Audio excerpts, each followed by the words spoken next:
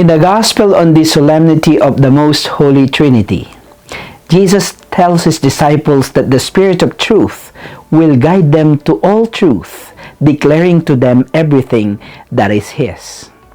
A reading from the Holy Gospel according to John. Jesus said to his disciples, "I still have many things to say to you, but you cannot bear them now.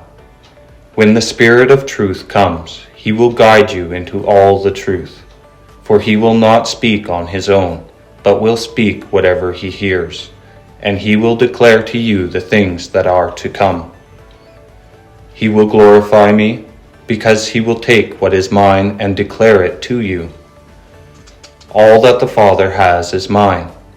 For this reason I said that he will take what is mine and declare it to you."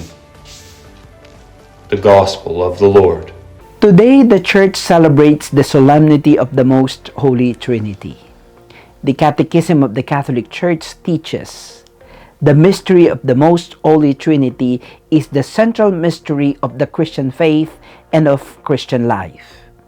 God alone can make it known to us by revealing himself as the Father, Son, and Holy Spirit. By the grace of baptism, in the name of the Father, and of the Son, and of the Holy Spirit, we are called to share in the life of the Blessed Trinity, here on earth in the obscurity of faith, and after death in eternal light." Brothers and sisters, in the sacred scripture, God himself is the one who revealed that he is Father, Son, and Holy Spirit. And as the Catechism of the Catholic Church teaches, we, the baptized, are called to share in the life of the Blessed Trinity. In the Gospel that we have heard today, Jesus said, "I still have many things to say to you. When the Spirit of truth comes, he will guide you into all truth, for he will not speak of his own, but will speak of whatever he hears, and he will declare to you the things that are to come." What this tells us, my dear brothers and sisters, is that we have a God who wants to continuously be present and active among us. Through the Holy Spirit, God is present among us and has the task both guiding, teaching, and announcing the truth of God. This is how precious we are to God.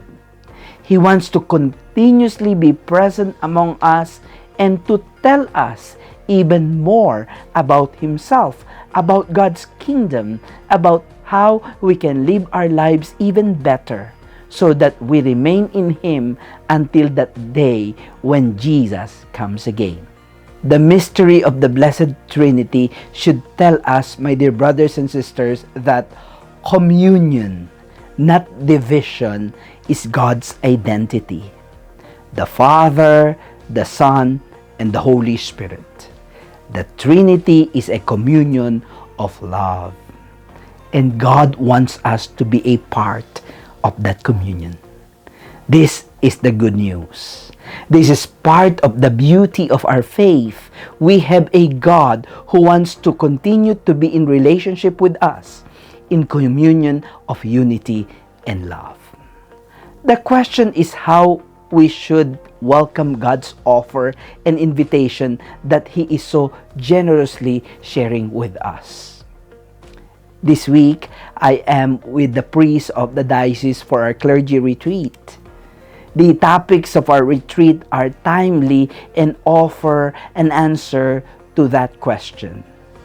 Brothers and sisters, the way of humility, silence, prayer, discernment, and listening will lead us in the communion of love with the Blessed Trinity. First, we need to recognize our identity and constantly remind ourselves of it. We are children of God. We belong to Him. On the solemnity of the Most Blessed Trinity, let's express our gratitude to God who revealed Himself as the Father, the Son, and the Holy Spirit, but also to thank Him for inviting us to be in communion with Him in unity and in love. May we, little by little, practice the way of humility so that we can be more receptive of what God wants to tell us. May we create space for silence in our lives so that we can better dispose ourselves to listen through prayer and discernment as to what God wants to tell us. Let us pray. O God of mystery, unity, and love, we acknowledge that you reveal yourself to us as the Father, the Son, and the Holy Spirit. Teach us always the way of humility so that we can fulfill your desire and invitation that we become sharers of your divine life. Amen.